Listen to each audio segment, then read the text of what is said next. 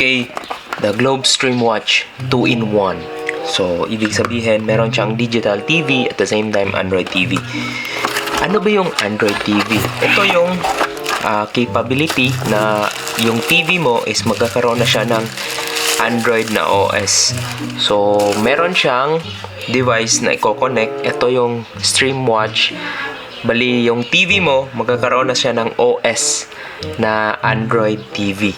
So, dito, HDMI. So, kailangan yung TV mo is merong HDMI. Ito naman is para sa digital TV na antena. So, ngayon kasi, yung mga broadcast na mga local channel natin ngayon is via digital TV. So, meron na siyang ganito. Ito naman is yung LAN port or Ethernet port. Ito yung papunta sa modem ng internet.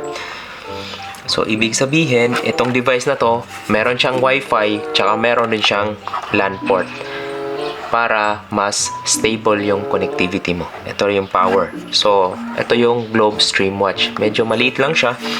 Meron din siyang SD card na micro SD tsaka dalawang USB. Pwede ka kasing magkabit ng keyboard dito. Tsaka dito rin, pwede magkabit ng mouse.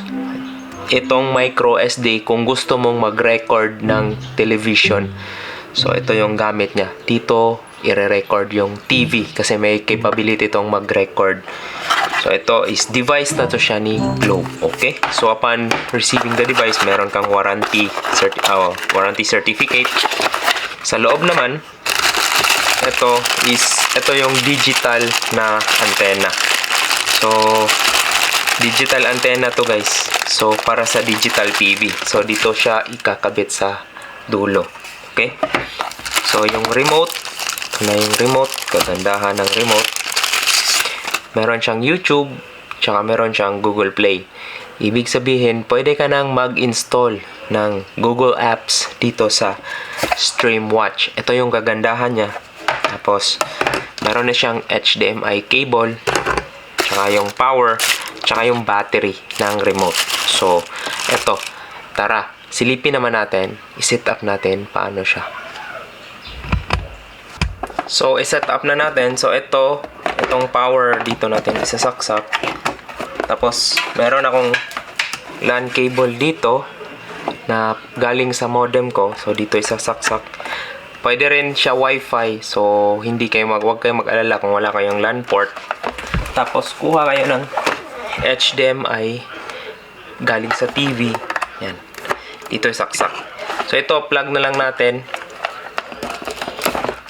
Plug natin to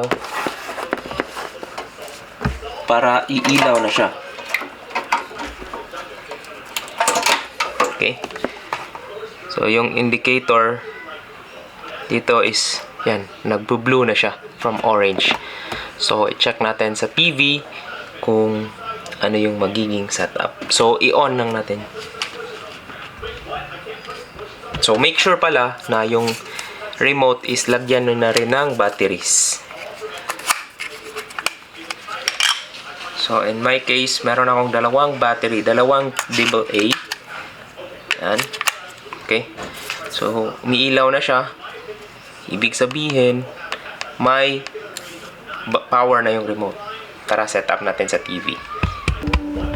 So, yan. Naghanap na siya. So, dito sa remote, i-press lang natin yung home, tsaka ganito. Tapos mag-prepare na yan, connecting. So, ilaw na yan.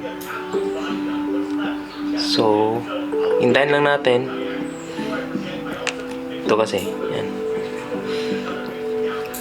Yan, once na mag-connect na yan. Yan, connecting. Now, successful na. So, pwede na natin siyang gamitin yung remote. So, yan, pipili ka ng lengguwahe. So, make sure English, mas madali.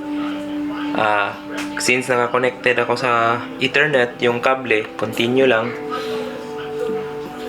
Yun, nag-update pa siya. So, hintayin ko lang yung update para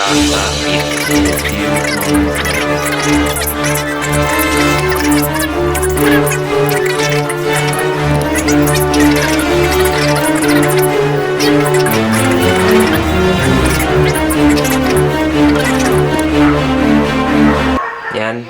It's now booting. So, yan. Patayin na natin. Yan yung logo pag naka-Android TV po kayo. Yan.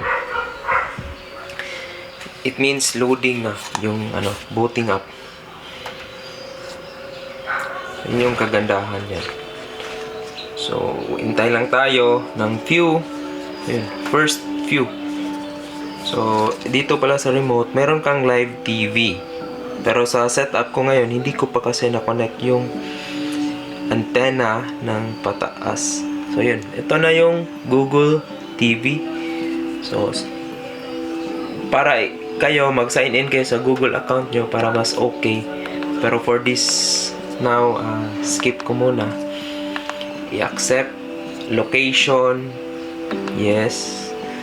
Improve Android. Yes. Pangalan ng device nyo.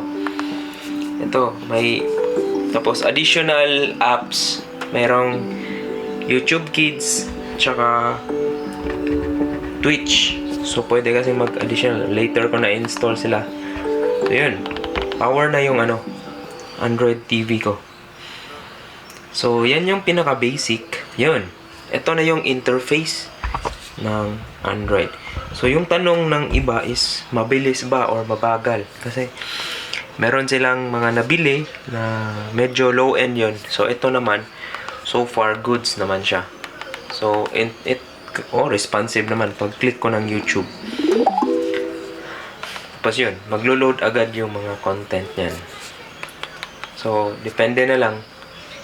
Kailangan mo daw mag-sign in. So, dito tayo play sa Google Play. Try natin ano yun. So, kailangan mo pa rin mag-sign in. So, yun. At least, pwede kang mag-download ng apps dito.